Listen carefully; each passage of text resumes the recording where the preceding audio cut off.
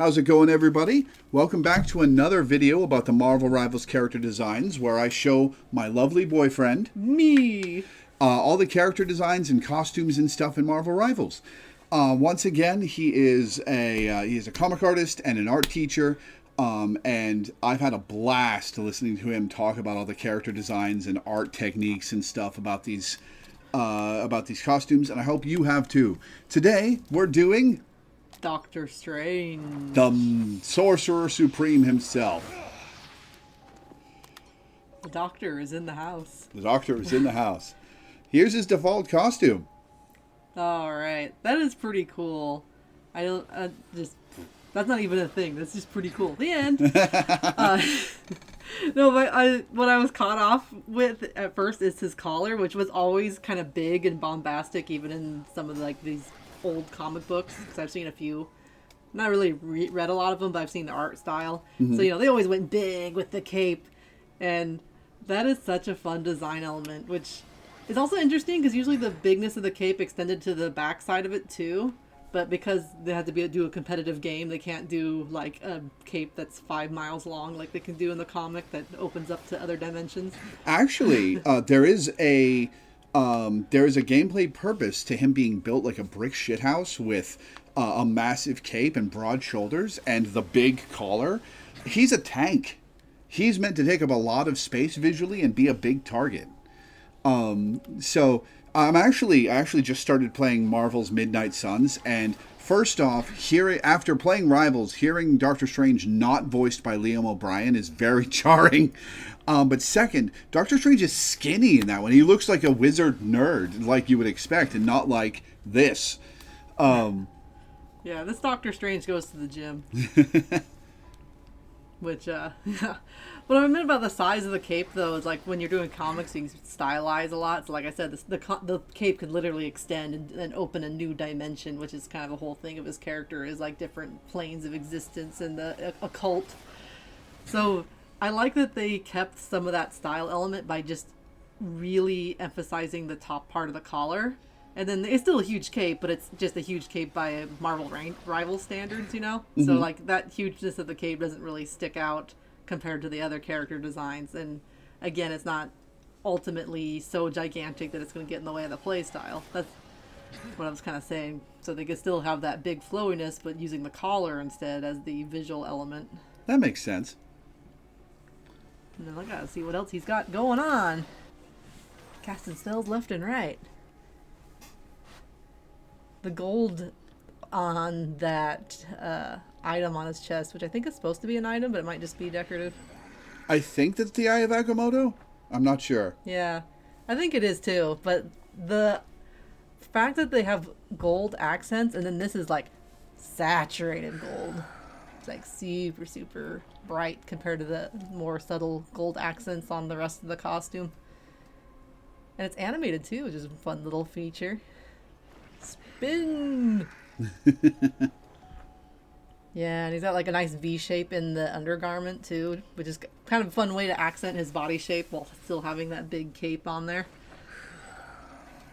Got some leading lines in gold on the arms too, and then you get the gauntlets, which are kind of interesting. They're really shaped thick, like it would be like armor, but it's more leathery, so it's really kind of like a training martial arts type gauntlets. But they kind of invoke the idea of armor by having it all bulky and such. And then a little bit of red to kind of tie the color scheme in. And then they got these cool animated glyphs. Just to show he's not just karate, he's magical. Not the only magical karate man in the roster, but yeah. we'll get to Iron Fist later. And then I said karate, and I'm like, I'm gonna get massacred if it's not karate. Martial arts in general, it's all karate, right? Right? You've been removed from the chat. Oh, I love the sash too. That's like another kind of traditional element, especially if we're talking like around his waist. Yeah, especially if we're talking like Asian themed. Because it's kind of like a Mongolian, Tibetan, a few other cultures have that kind of sash where it's a piece of garment that's wrapped around. I like how bright the colors on it are. Like that is bright sky blue and bright crimson red. And I think it's probably the same color as his cape, but I think it looks like they turned up the saturation on the sash on his waist a little more than the cape. Yeah. Am I right?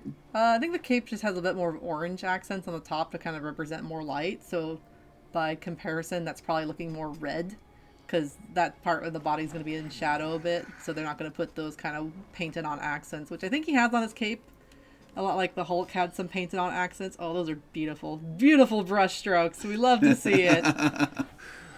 All the artists are like, yes, beautiful, beautiful. Even got some purple brush strokes in the shadows too. They went all out on this fabric to make it just super nice. And you see a little bit of cross hatching too to kind of get some comic book style, and those are baked in. They're not like added on top of the model. They're in the texture. That's just lovely colors too. Because I think they went purple because he does have a lot of blue accents, and I was kind of curious if there's any dynamic lighting in this game or not, because in this stage, if you look on the front, he has a lot of blue on the highlight on his costume, especially on the not red parts. So if it hits red, it's going to turn white or yellow. And there's like a little bit of a blue accent on the collar on that one angle right there. It's like cyan as a color. Mm-hmm. And that's really fun because they didn't tie the blue in the belt into the costume by using a secondary color anywhere else. They just used the lighting. Which is really interesting to me because it's like they put a little bit of blue everywhere. It's like in his hands, on the outfit. It's not a lot on the red. It looks like if it does hit the red, they went with like a bright white cyan, but it's still a little bluish. But they do have purple paint in the shadows around his neck. And that's a thing. It's like, especially if you're trying to get colors to pop, is that whatever your shadow color is, you do the opposite color temperature. So for red, you're gonna have some shadow that's cool in temperature, so it's going to be like a blue, whether that's purple, green, and I forgot the other blue color, purple, green, and blue. Yes, blue is the other one. My goodness. Good thing I went to art school. But yeah, so on the other hand, if you're having something like, it's got like kind of cool grays or warm grays, it's got kind of a combination of both. So I think they use like warm grays on the top and then they let more cool grays kind of take over on the bottom. But still a lot of color on there because I can see some painted on like warm strokes on the front of the pants. Let me get a more complete view of the pants. And I think that's just a method of mixing color where there's a lot of red and everything. And what happens when you have really bright colors in any lighted environment is you get this kind of bounce light effect. So if you put that red cape next to like literally anything else, and like the lighter the color, the more this effect will happen. So if you put like a piece of white fabric next to the red fabric, that white's going to look pink because the red light that's being emitted is going to bounce off and hit the white object and also start to tint it. And so I think that's what they're doing with the pants here too, is to just make sure they don't not mesh by not having what you expect in the colors. They just put a little bit of red and a little bit of the blue shadows and a little bit of this. So it's almost, if you're paying attention to it, which you're not supposed to, but I do because that's what I do. So if you're paying attention to it, you're almost got like this kind of rainbow kaleidoscope happening there because I'm going to see like red, green, and blue added as brush strokes. But those are just there to harmonize the full color palette. They're not just kind of there randomly to add colors, you know? Well, you didn't know, but you know now. I do now. You do now. I do have a question. Mm-hmm. When you've talked about dynamic lighting a couple of times in these videos. What specifically is dynamic lighting that isn't what's going on here? So dynamic lighting in a video game or even film just means like if you took him and put him in a different environment, say like if you went to a dark, spooky environment. Well, now the dynamic lighting on his character model would change to have more blues or greens or whatever the light source is. Mm-hmm. So that light source becomes dynamic because it changes. This is kind of a neutral light. I mean, they use a little bit of blue, and I think that's just an artistic choice. There's not really a reason that the light should be blue.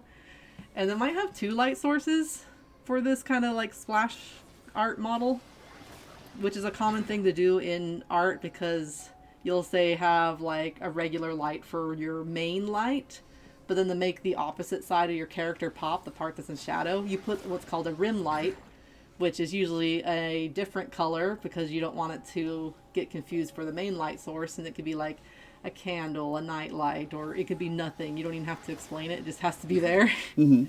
That's what those circular light neon things are, right? That people will set up and behind their camera when they're taking video. 'Cause that's kind of like how photography uses it a lot. So you'll have like kind of your main light source, and then they might do a rim light. So if you see this, especially on the more artistic side of photography, you'll see like a beautiful picture, and they're like mostly lit up blue or something, and then they'll have like a rim light of red on the opposite side. But this can be done subtly too. So in professional photography, you'll use that rim light again to basically highlight edges, so you're not losing details. So you could use your imagination here. You can see there's a huge white line on one side. That'd be like the main light source. But even on his opposite leg, if he would step back into his light source for a moment and stop casting spells. Yeah, stop it, Stephen. But you can see there is a less intense light. It's kind of yellow, in my opinion. And that yellow light is defining the opposite side of the leg there.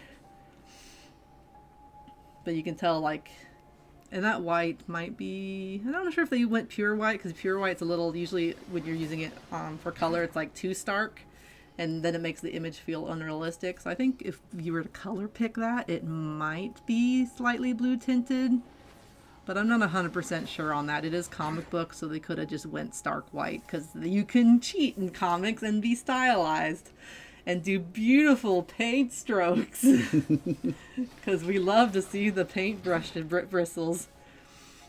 You know, I've never actually examined Doctor Strange below the knees before. Below the knees. Yeah, he's got like these pretty enormous boots, which I think this might be like a spacing thing where I talked about proportions.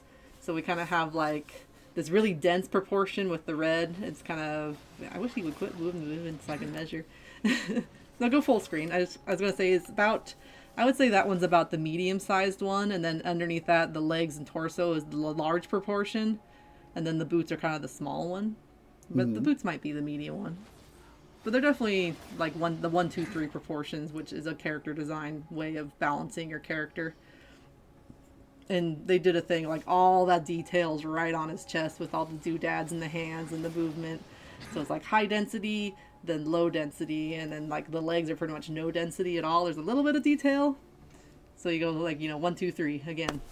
So you can do that with size, you can do that with density and detail, you can do that with colors, which, I would say you got big red, then you got a little bit of color, that's a little tiny one, and then the medium is like all that gray and browns. I really love the boots too. It's like very layered. They're practically greaves. Yeah, and I think, again, going for that armor feel without actually making it like metal armor. But like you said, they wanted this to be the tank Doctor Strange. Yep. So it's cool that they took that into account when making this particular design for him. And being like, all right, he's still going to have like the martial arts leather feel with like the sash and the gloves and the boots, but they're going to be armor too. And I just love the control of the grays in here too. There's even a little bit of a warm gray to cool gray on two-tone, I think, on those pants. I think so. If you turn them to the side completely, I think they're actually 2 different colors of gray. Very cool. You mean on the right of the golden accent and the left of the golden accent? Yeah. Yeah, I think those are 2 different colors. The front's darker and then the sides are lighter. And this is like, gray is kind of a hard color to control sometimes. It could be awesome in a design, but there's so many color temperatures and things to consider. How saturated is the gray? How desaturated do you want to go? And like, this is just wonderful to look at. And I know I've looked at the other characters, but I just really love the paint on the textures on his model in particular. There's just a lot of really great texture. And I think they kind of know when to leave it alone and when to not, but this is really nicely done. We got to move on. I'm going to keep talking about the brush strokes. The beautiful brush strokes. Well, we won't move on completely. Here's the recolor. Ooh. Master of Black Magic. I feel like he should have some sparkles, like some sequins on this one. I can't explain why. Maybe it has a bit of like a Vegas stage magician color scheme or something. I don't know. Something is pulling from somewhere in my brain cells going, yes, need some sequins. But the overall, yeah, this is just a blue-orange color scheme. That's complementary colors. Interesting with the idea with the silver accents, kind of changing things up a little bit. So when they did the middle, it's still pretty yellow, but it's not as yellow as his base color. In fact, it's not even as orange or yellow as his secondary accents either. But this is one it's like it's hard to go wrong anywhere because they kept the color scheme so small. You know, there's like blue, silver, orange. Nothing else. And just like, you know, saturate, desaturate a few of those shades and voila. Anything interesting going on with the back of the cape on this one? Whee! Oh, pulling a little bit of teal green or something on there. Just to keep it, I think, from feeling too monotone. Because sometimes you can be like, all right, cool, color. And then, like, it's just, when you have a big area, it's just color. And then it's not visually appealing because it's too easy and to figure out the patterns because our brains really love patterns. Which is kind of the whole art design thing is like, how can we make patterns that are satisfying to solve? And plain color is not satisfying to solve, but color with a little bit of more color in a different hue, and it's greenish. That's a fun pattern. I like how they used that like directly behind his head on the collar.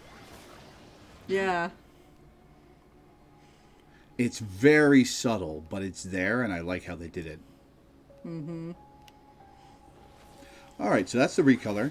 Here's something completely different.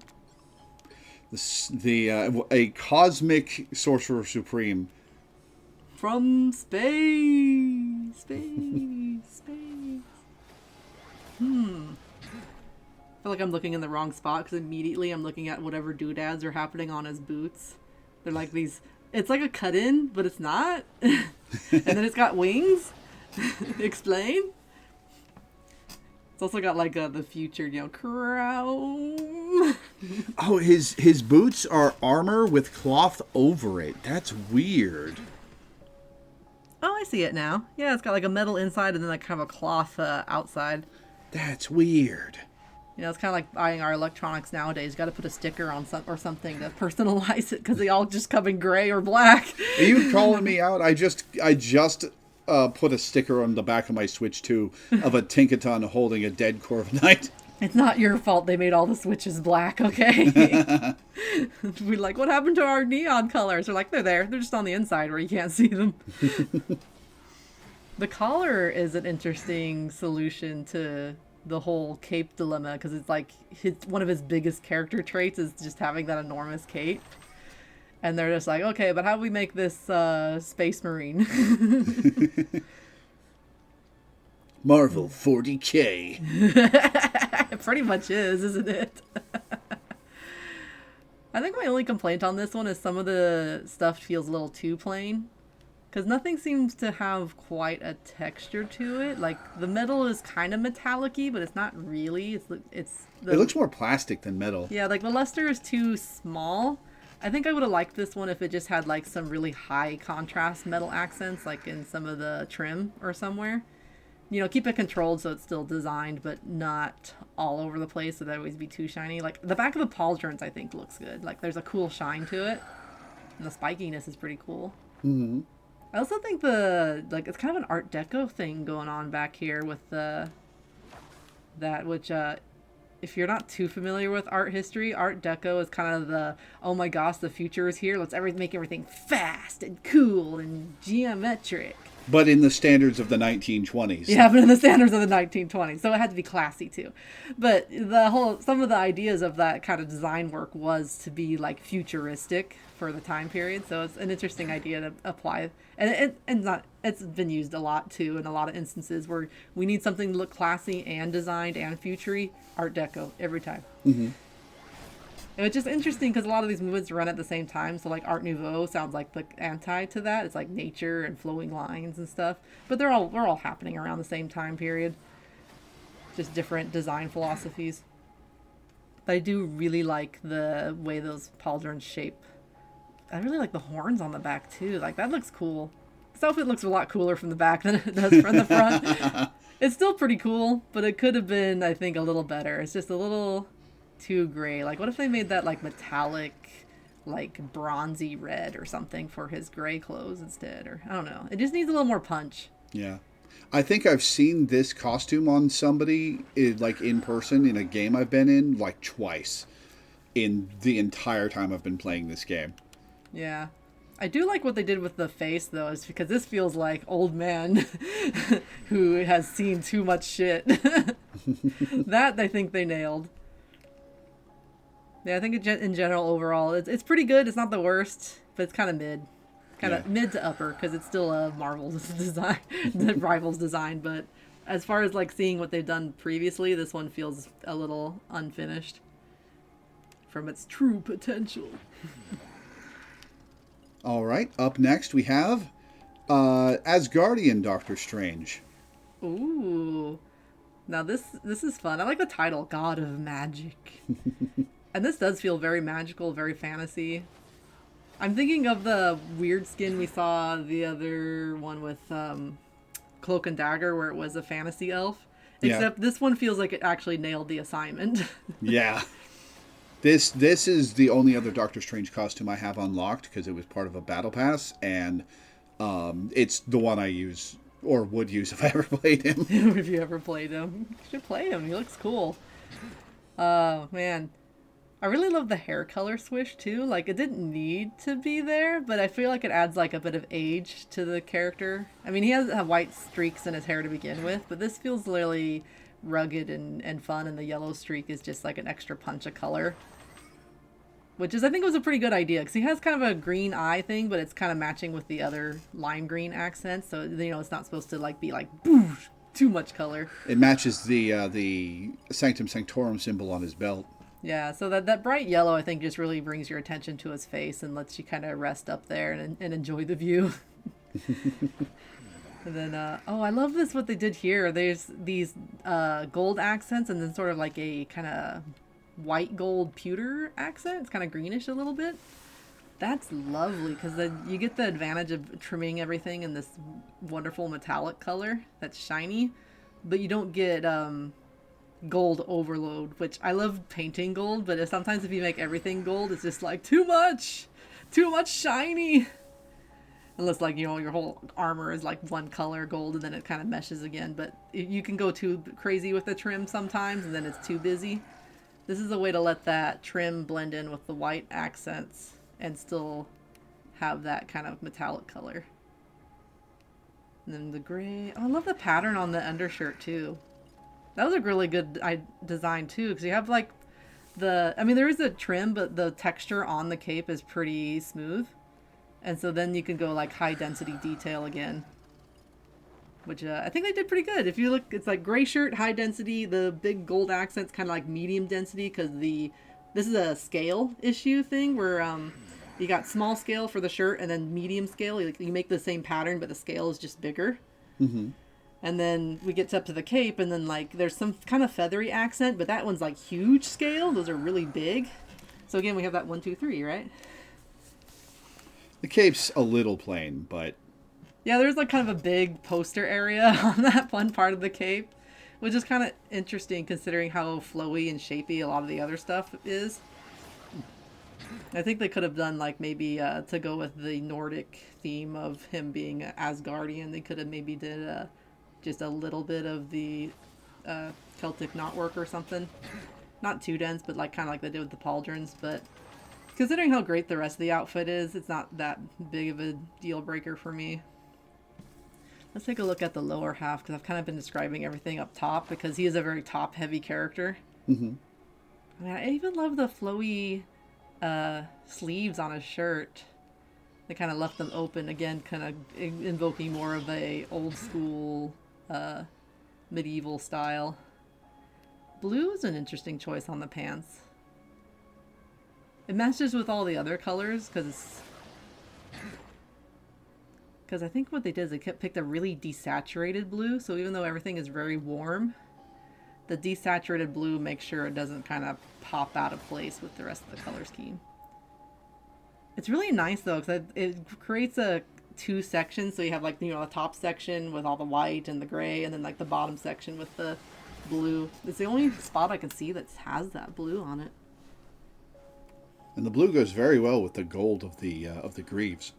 Yeah, and like blue being a cool color, I think it's doing the job of making everything else pop. Because if you do everything warm color, like say we had like warm gold and maybe like the green pewter gold was gone, and we just had like warm, warm, warm, it would still look kind of nice, but it wouldn't have any contrast, which means it's kind of like too plain of a cake. Like the cake is still made beautifully, but if there's no contrast, like some cool frosting or like in a different color, then suddenly you're like, oh, that cake looks way cooler, even though all it changed was one thing.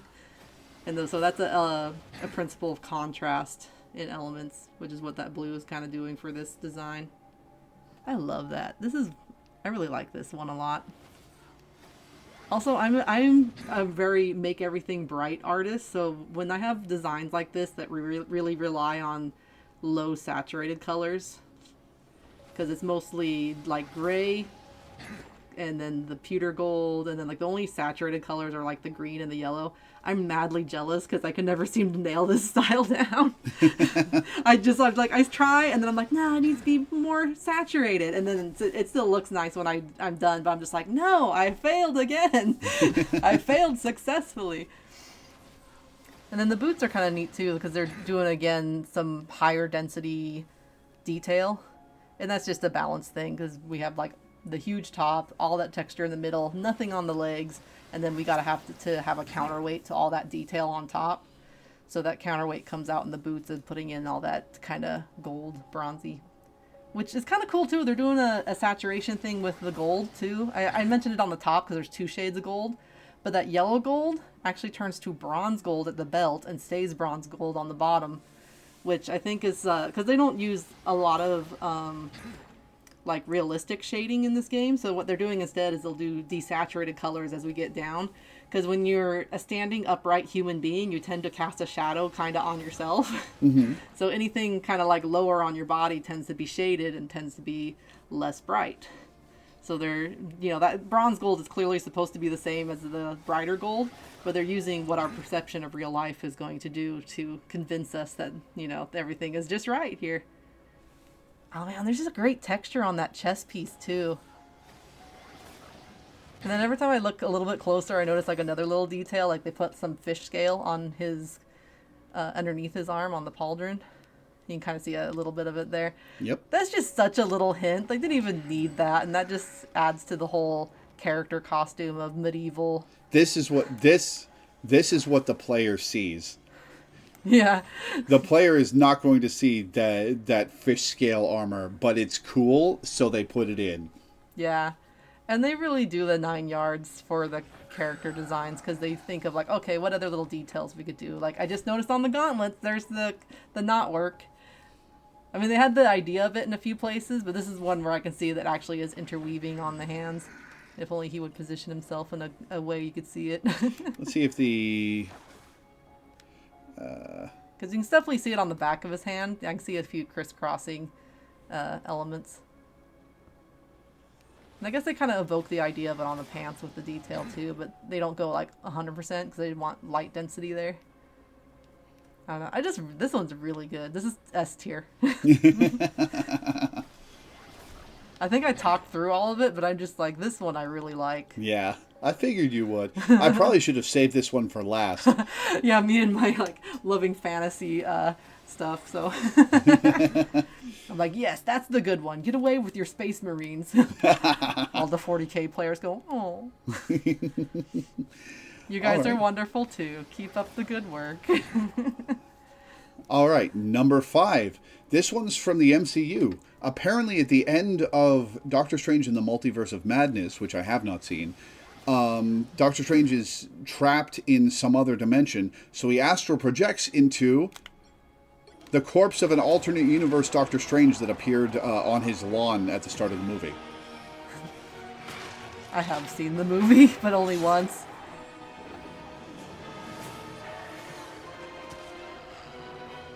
But also, that was a hysterical part of that movie. And wow, this is a really cool interpretation of bringing that to their style. Because clearly they can't go with Twinka as Doctor Strange. Yeah. Because people would wonder what happened. He was so buff before. Oh man, but the pulling the cape into a particle effect. What an interesting idea. Oh, it's got skulls popping out of it. I never noticed that. They never noticed that? Well, I haven't looked at this skin too closely. It's like, open your eyes, man. They're everywhere. Yeah, so I need to rewatch the film. It had good special effects, but it was like a taboo thing, so all the spirits of the dead were like, "Rah!" But he had to do it to save the world, so it's fine. But I love that it's got a little bit of transparency, but it does turn solid. So it's like this really... This is where like animation is so cool to me. It's not my genre of media that I use, but animation is so special because you can just be like, look, things move, and now it feels like weird smoke stuff with skulls bursting out of it. Have fun. And they did a really fun with the colors too. It's like this really moody, desaturated red, like almost black. Not quite, but it's pretty close to dark as it can be without losing its color. And then they're like, all right, let's pop in the skulls. And the skulls are like bright red, fiery, bright red, glowing from within, and then like bursting away into a particle effect. That is cool. All right, I'm going to try and see if I can pull my eyes and pay attention to the front of this design, which is also wonderful because they posed it different too, which they don't do that a whole lot. It seems like they do it on a few skins, but this one's really dramatic compared to what they usually do. Like, 'cause he's got like a gnarled arm and Yeah, they went all out. and his hands are all tense and curled. Oh boy, and then they got like spectral arms sticking out from every which way. But they're very organized though once you like pay attention to the positioning. So we got kind of like basically the hands are his cape. If you look, it looks like the part of his cape that sticks up are now hands. And then he has like two arms that go over the front of the costume, and then like a whole like symmetrical thing behind him. I think the hands might be some of the hands are symmetrical, some of them are positioned with different hand positions, but it's just they split the difference a bit. They have like some of them, like the positioning of them is symmetrical, so we have some order, but we have a little bit of variety, which is again a contrast interest thing. Variety is good until you have too much of it and there's no harmony because things don't match. So they match them by position, give us a contrast with the hands in different positions. So there's our variety. And then non-symmetrical face, which the human brain's a really interesting thing about symmetry is like when we see things that are balanced, we're like, oh, harmony, safe, order, right? And then we start getting to unsymmetrical, now things feel chaotic and unpredictable and unbalanced, which you can use because this whole body position is unbalanced, which is leading to the story they want to tell because it's got this zombie version of Doctor Strange that's possessed by the living Doctor Strange. I love that they gave him just a little bit of battle damage too, which it's been a while since I watched the film. He died in a really stupid way, if I remember right, but I don't remember the exact particulars. But he's got this big battle wound on the front. And obviously some marks on his face, and the hair is all unsymmetrical and messed up too. The bit, his loincloth and lower half is all tattered too. Yeah, he's been on the block a few times. Interesting too, because they kept the suit clean, because I remember they did bury him out of respect. So the skin's kind of dingy and dirty, but that's just to be like undead. But he doesn't really have like dirt and gross on his outfit at all, which fits with the kind of heroic nature of this game. I don't think they let anybody be really gritty and dirty unless they're like really supposed to be in a certain environment. So I want to see what they did with this outfit because it's definitely unique to this version. I don't remember. I have to actually look what the movie version of Strange looked like. It probably is a copy of that somewhat. But it's been a while since I've seen the movie. I'm just like, what did his costume look like? But yeah, even ignoring all the other obvious big eye-catching details, what they did with the costume is so fun with the lines. So he has kind of like a pauldron thing with the double lines of red and yellow. And then they've continued that pauldron idea by having a big red accent right on the shoulders. And then they got these big lines that kind of go down to the sash. Those are really emphasize the shape of his torso, though, because we get the big Dorito shape. Because the lines are literally creating that shape when we look at it. Mm-hmm. And then, like, a lot of these other lines, too, are just accenting just the muscular nature of the body. Because we have, like, where it pins up at the collar and then swoops down and over. So we have, like, this really big pectoral shape without actually really modeling any of the muscles, really. Because, you know, it's not like some of the other superhero suits where it's, like, kind of vacuum formed on and you really get every pectoral muscle and every ab and everything. They did all that, but instead of actually doing that kind of modeling, they just drew lines to mimic that. I think the only part of the body that's got, I don't know if that's a texture or model, but he's got a little bit of like a rib cage showing through the hole that's kind of like desiccated a bit. I think that's like you can see the shadows as it moves around. I think that's modeled. Yeah, it might be modeled. I wasn't sure if it was just the texture that's painted really well, because you can do that too. And if anyone was going to do it, these guys would. I know, it's you know, just because of the economy of the polygons. But modern gaming is truly impressive. Let's take a closer look. Yep, that's modeled. It is modeled all the way through. You're welcome, fan artist with weird kinks. We won't judge. Then I'm looking at what they did for the gauntlets too, which is like, this is one of the design things. They got a lot of extra lines too, but they really control which ones are highlighted with like a accent color and which ones aren't. But trying to figure out what they're going for. It kind of looks like the part of the armor that sits on your arm. I'm trying to remember what that one's called, because it's just the top piece mostly. So this one is less armor gauntlet and more like defensive, you know, martial gauntlet, because you can see a lot of fabric and stuff used on the hands, which I bet the purpose of that was to kind of emphasize the way the hands are kind of fleshy.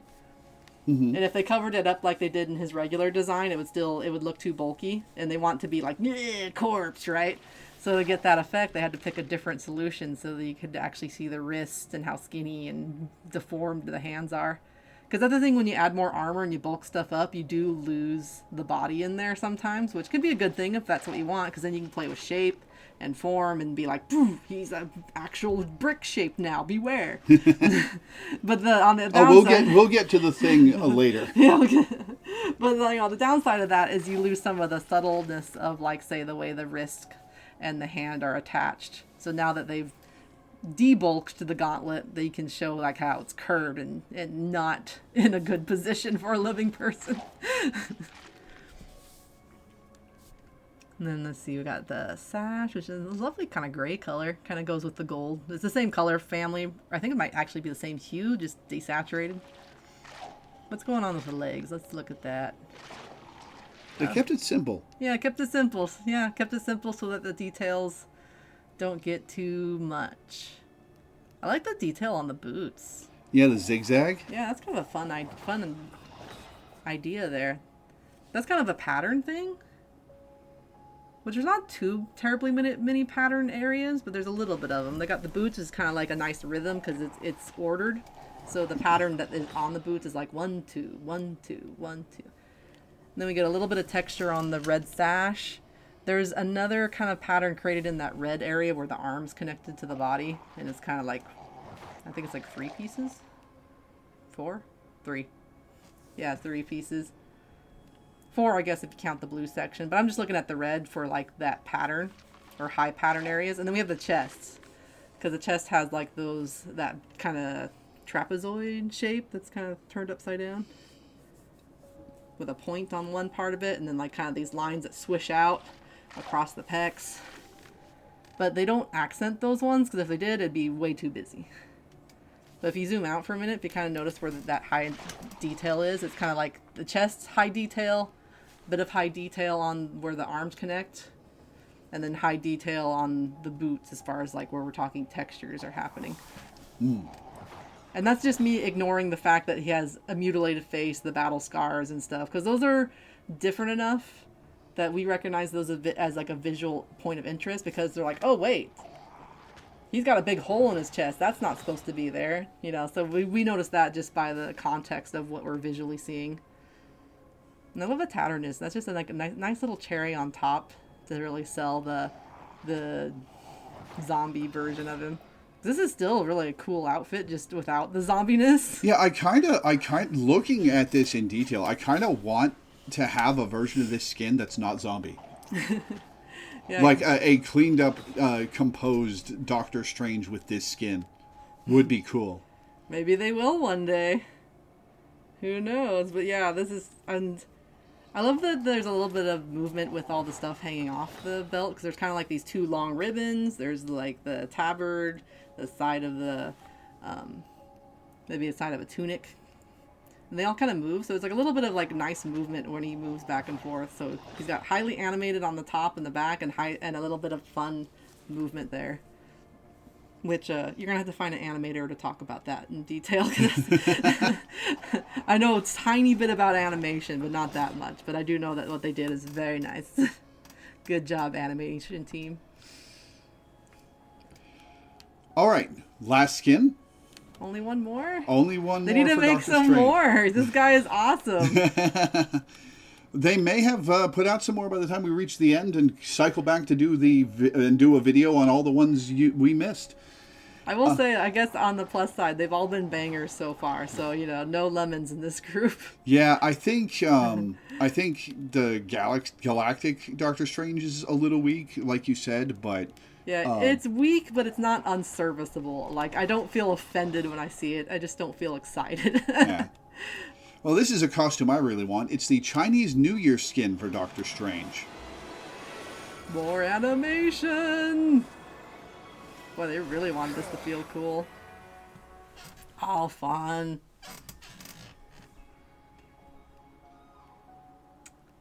Man, I'm trying to remember the name of the garment that's in this, because it's a huge fad in China right now, and there's like a whole revival thing, and my brain is like, ha, that word. Good luck with that.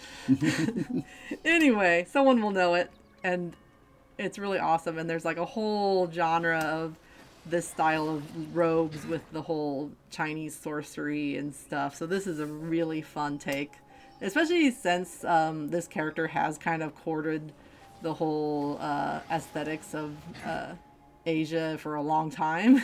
So it's really fun to see this done in this way. Oh gosh, let's see, where do we start? The color scheme was a really nice idea. I find it very soothing to look at. Right? It feels like calm if it was a character design. Which is fun, because they could have definitely done like any color, because these garments come in like red, black, white, all sorts of colors that you can probably imagine. And they're all like embroidered too, like especially the expensive ones, or the the historical ones. Vintage. Vintage, circa 2300 BC. My American started showing through. We don't have historical, we just have vintage.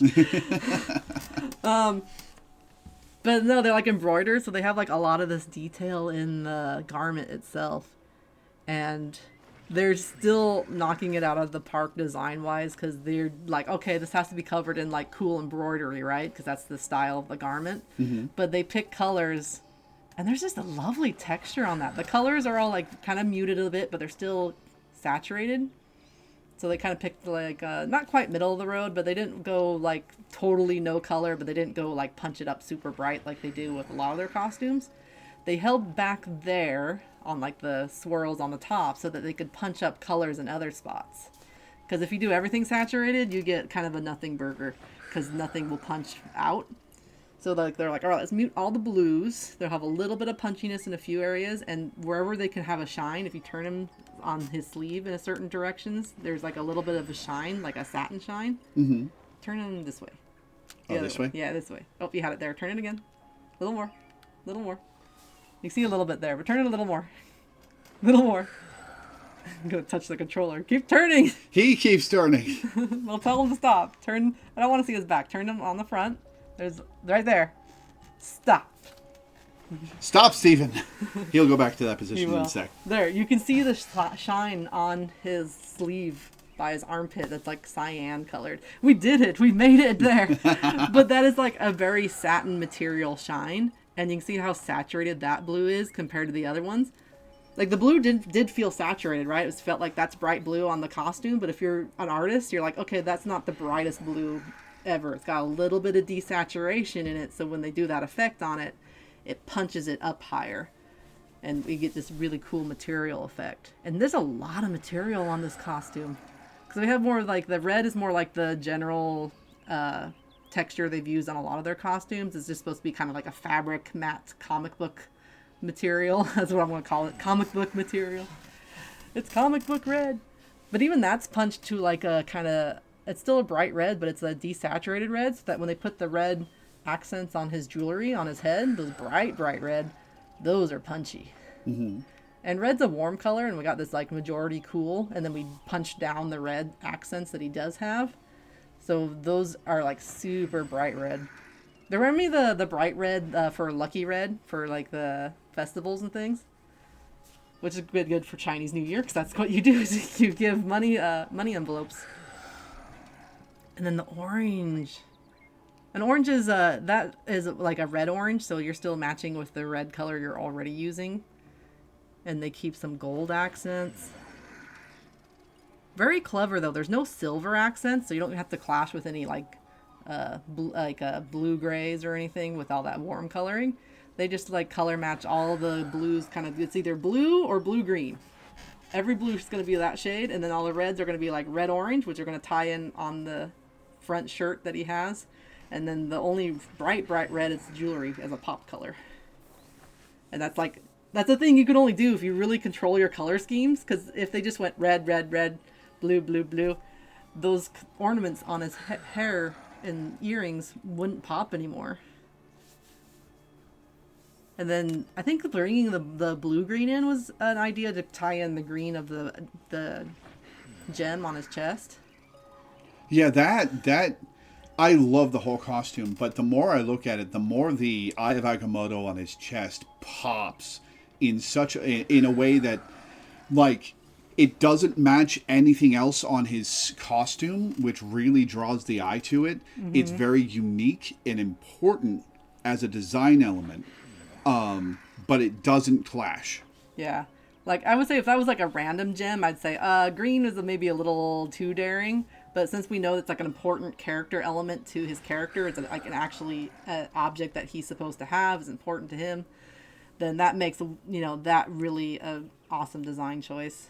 And then even the glyphs, they toned down. There's a little bit of the orange in there, but they only do that for the animation and a tiny hint of an accent. So to make everything kind of match better with the idol, they have it all blue themed. And I love the sheer on the floating silk cape that he's got there. That's just so nice. And since, again, it's see-through, it's meshing with the colors behind it, and it's still that red-orange color that's used on his shirt.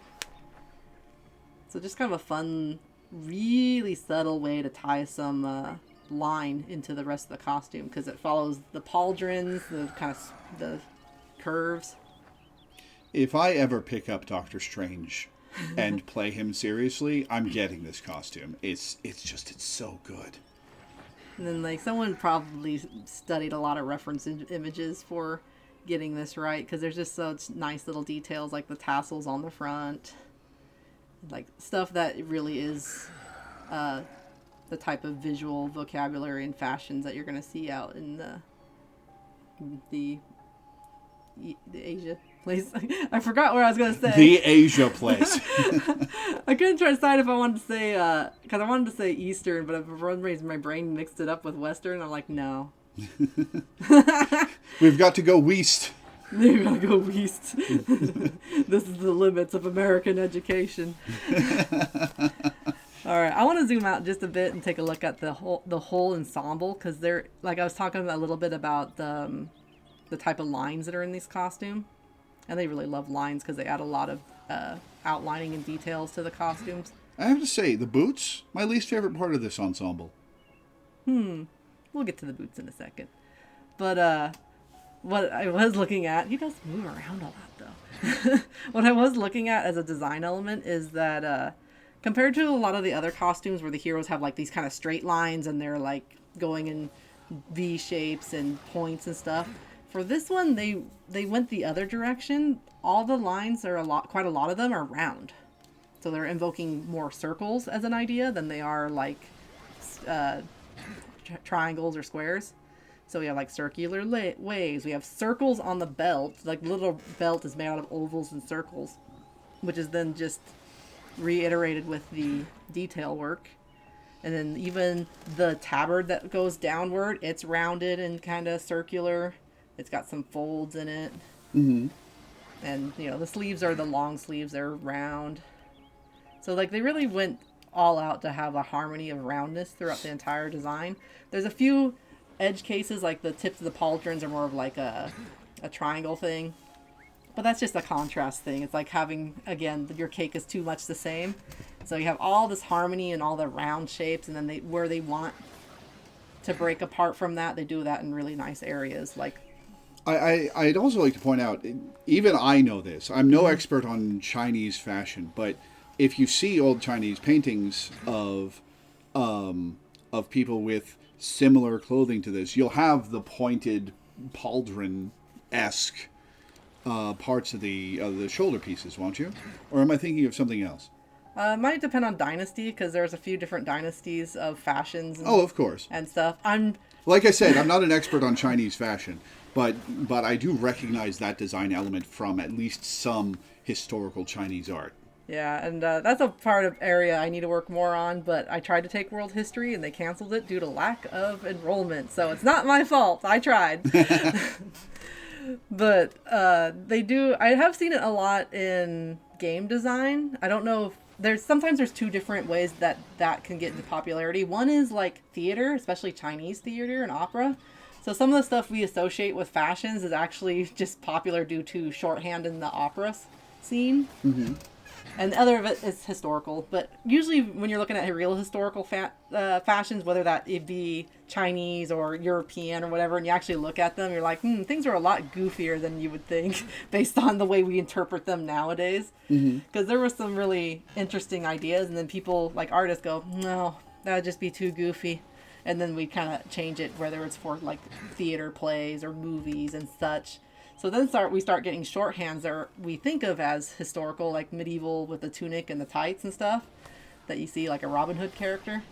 But that's like, I think, popularized in film, but we were still trying to figure out where, someone was trying to figure out where that idea came from, because it's kind of proliferated to the shorthand for medieval person is that they wear a tunic with tights and boots and might have like tights on the arms. They might be bare, but it's just a thing that's become shorthand. It's not really based on history. Yeah, movies will do that a lot. Apparently, you can trace the stereotypical pirate accent to one extra in, I think, the original Treasure Island movie, the original adaptation of Treasure Island, that was told to bullshit an accent, and he came up with that.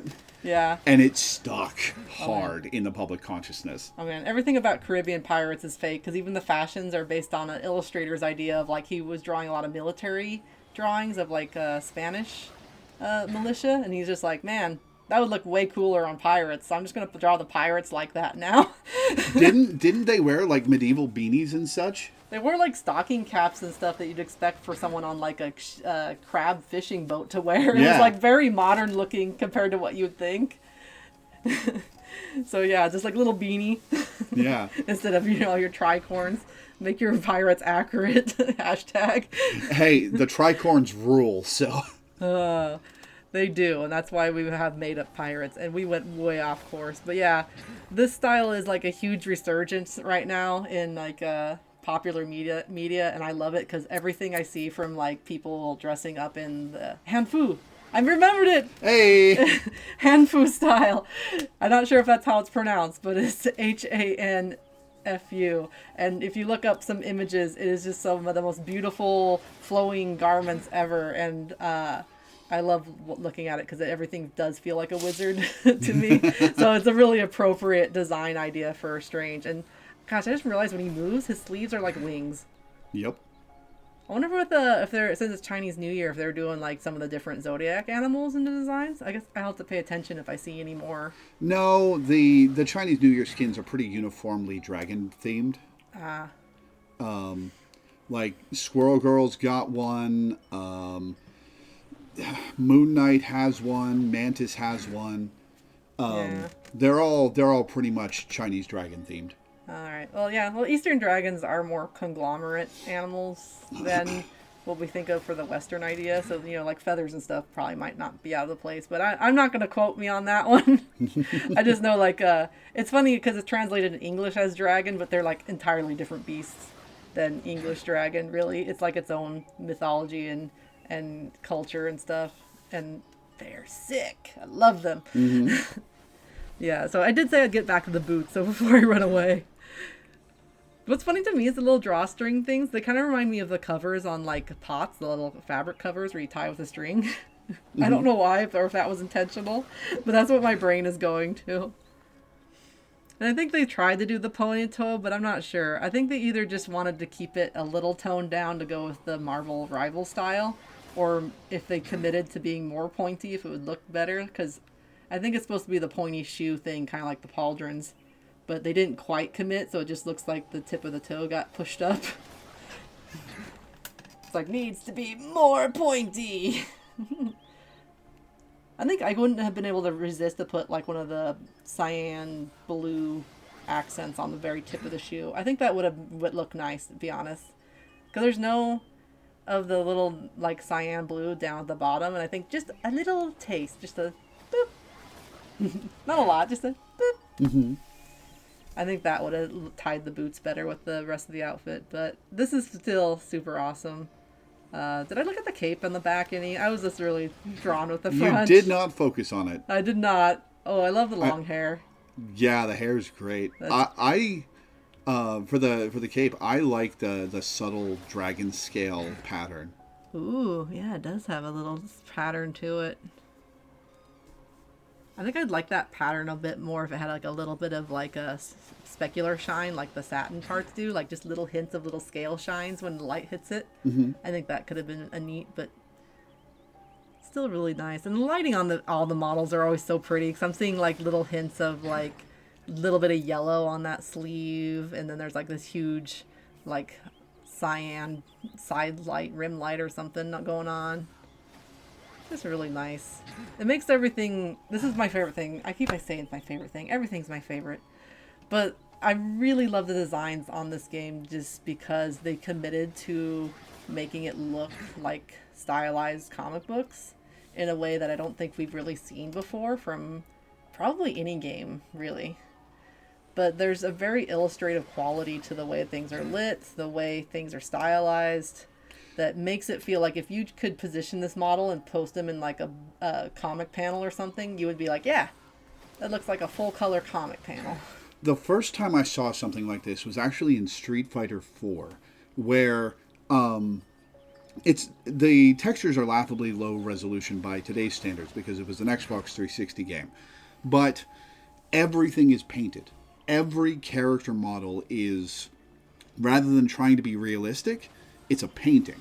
And the whole game commits to this painted aesthetic all over it, in the backgrounds, in the characters, in even the SFX for the moves when you hit people. And that introduced me to what you could do with this sort of art style. And I think Marvel Rivals is the modern version of that, because as you've commented on these costumes all throughout, these aren't like modeled to be realistic. They're paintings. Mm-hmm. They're super hyper detailed paintings because graphical technology has come that far. But this is down to like the shading and the lighting. This is a painted model. Yeah.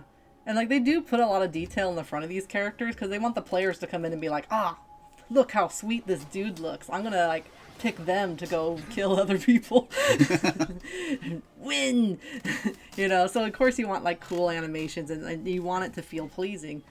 And I feel like they must have put together a really great art director and a team of artists because they really nailed the assignment. I mean, there's been like rarely even a skin I've come across where I've been like, no. Except for the pink tie. The pink tie. They had 3 different colors. There was green, orange, and pink. The other two would have fit wonderfully, but you went with the pink. I have an issue with that. Yeah, and then there's just like a lot of little subtle elements in each design really, but I just love them. Oh, the other thing I noticed, I don't remember if I actually said it, but when we were looking at the green gem, I noticed that they actually use the same texture surfacing as they did for the orange gems, which is a really nice way to, again, harmonize things a bit. Yeah, it looks like a materia or a Dragon Ball. Yeah, so like they have like the same specular light, and which is the bright white highlight on there, mm-hmm. and treatment. So I thought that was a really nice detail. And I'm just really impressed at how much work they did to pull in the visuals from Chinese culture into this costume. Like, I feel like... Well, they are Chinese devs. Yeah, that's true. That could be why they did it so well. But I feel like when I've seen, like, you know, like, all right, let's make the Chinese version of something in, like, a game or a movie, they kind of ham it up a little bit. Like, they looked at a picture, obviously, but they don't go the full 9 yards. They're like, oh, hey, they're going to ride, like, a cool dragon, da-da! Or, you know, or they're going to have, like, a cool piece of jewelry. But, you know, this is, like, clearly all the detail and everything. I also love it when I run across, like, Chinese illustrators, because I just look at their drawings and I'm just like, how? Because they just draw, like, costumes like this, because they're just used to having all that history around to draw from. Meanwhile, I have to drive like 2 hours to get to a decent art museum. That's okay. I'm sure there's some Chinese people out in the boonies too. But they have cool mountains too. I've seen the pictures of the real mountains that look fake. So really, they still winning over there. Those mountains are so cool. They are. Just incredible stuff. Oh, man. Was this the last one? I lost track. This is the last costume, but we still have the MPPs and emotes to look at. Okay. All right. Well, before we move on, which of these 6 is your favorite? Oh, boy. The default's actually a pretty good one, though, to be honest. But yeah, they knocked it out of the park as a Doctor Strange design. As a base Doctor Strange design. I'm trying to decide if I like the Asgardian one for aesthetic reasons or personal reasons. Because it's also a pretty solid design. Just like, I really like the way that controlled the texture density. Like, it's really strong in this design. I just noticed he's got blue in his beard as a shading accent. Yeah, like, it seems like pretty much all, at least in this mode, all these models have some kind of cyan blue accent. Which is nice, and I think works pretty well, because not a lot of his costumes have, like, cyan blue in it, except for, I think, the New Year one. So it really pops a lot of the yellows and golds and reds, especially the reds. But the yellow pops pretty good with it, too. So, this one? I'm between that one and the zombie one, because the zombie one's also really good. It's like, how do you choose?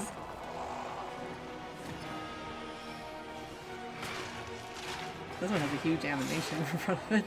Yeah, unfortunately, this is just if you're looking at it in the store page or the character page. Like, if you equip this skin and you leave the character page and you come back in, it'll do this animation as you zoom in on, like, this page. Well, now we're gonna have to watch it again. So, you know what? I think I'll give it to Asgardian just because this one is a really good interpretation of a design, but it was one that existed already. So, like, A+ interpretation, but this is, like, I think all original. I'm not sure if there's a comic book version of him. No, this is a point in the comics where I call it Asgardian Doctor Strange. I think it was stuff with with Asgard.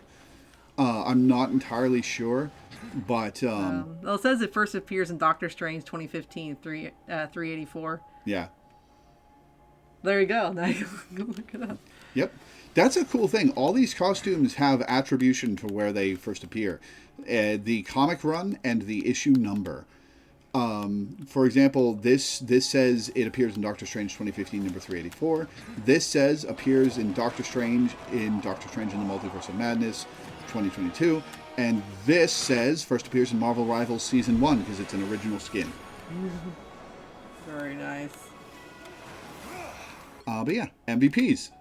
Nope, MVPs. I know. I can't believe you made me choose. They were all so good. That's his default MVP.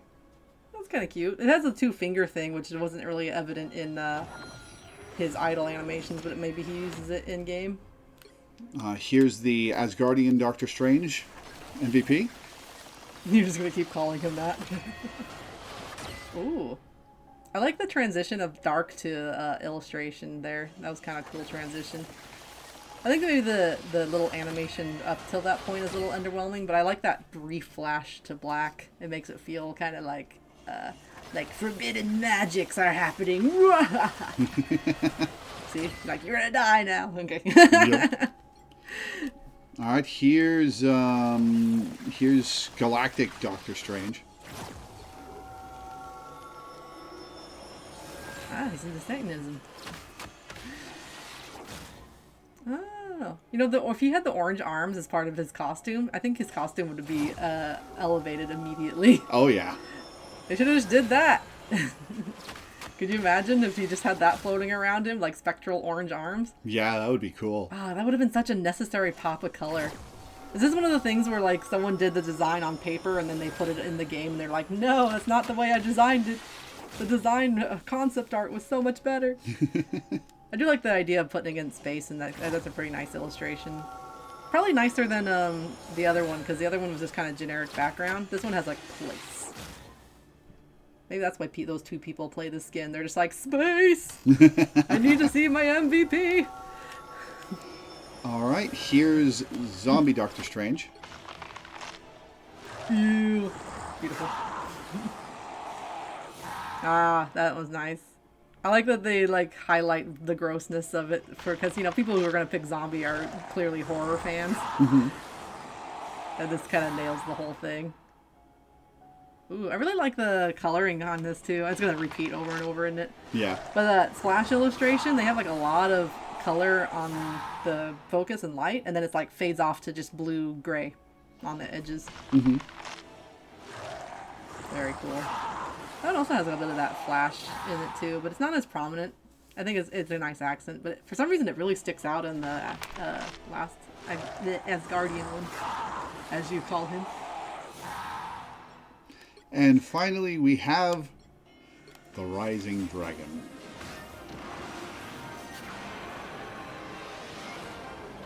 I was supposed to be looking at him probably, but I was really distracted by how the dragon's animated. Yeah.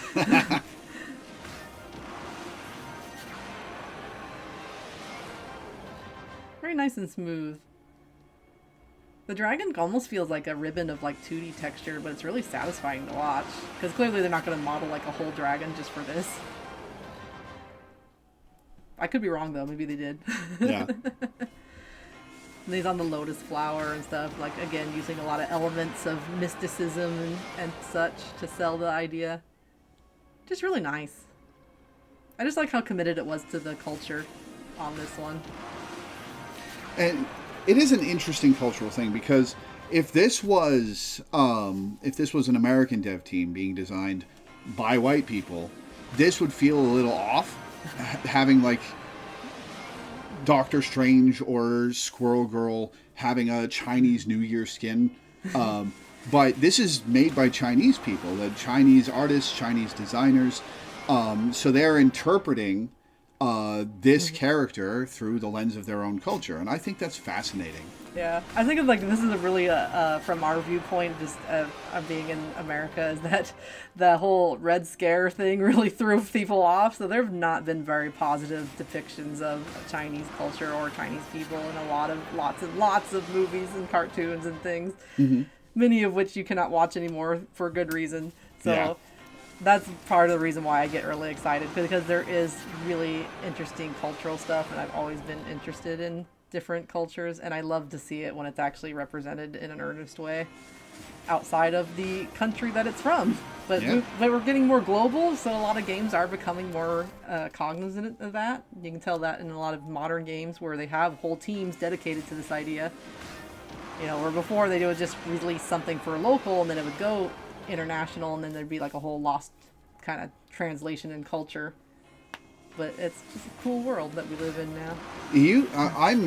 I don't know 100%. I'm not 100% certain, but I am fairly convinced that the mainline Resident Evil games are scripted, written, blocked out, and animated in English first, and then in Japanese second, because the primary audience for the game is American, which I am fascinated by. Now I could be full of shit. You know, just tell me in the comments if you know I'm wrong. Making up lies on the internet? But yeah, that's Doctor Strange. Very cool. What a nice one to end with. I feel like I talked a lot about Doctor Strange, but every design on here was really nice, and it was hard not to say 100 words about it. Talk more. I love it. I love hearing you talk about these designs and the artwork. You're so informative and fun to listen to about this. But yeah, that's Doctor Strange. Up next is going to be the horniest character in the game, so prepare for that. Oh, wow. Who could it be? Jeff! You'll find out next time. Everybody loves a land shark. Oh, God. Trying to end on that. All right, bye, everybody.